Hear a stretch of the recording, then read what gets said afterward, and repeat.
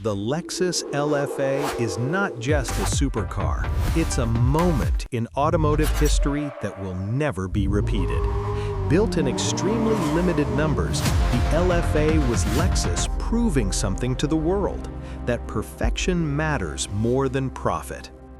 Under the hood sits a 4.8-liter naturally aspirated V10, pushing 553 horsepower. No turbos, no hybrid assist, just pure engine. It revs to 9,000 RPM, so fast an analog gauge couldn't keep up. That's why the tachometer is digital. Every engine was hand-assembled and signed by the engineer who built it. Carbon fiber body, perfect weight balance, years of testing at the Nürburgring. 0 to 60 in 3.6 seconds. But speed was never the point. The point was feel, the sound, the emotion no spec sheet can explain.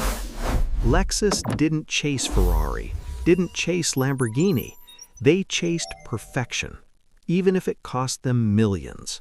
Today, the LFA isn't just rare, it's untouchable. Legacy close. Not a supercar, a masterpiece. Forever.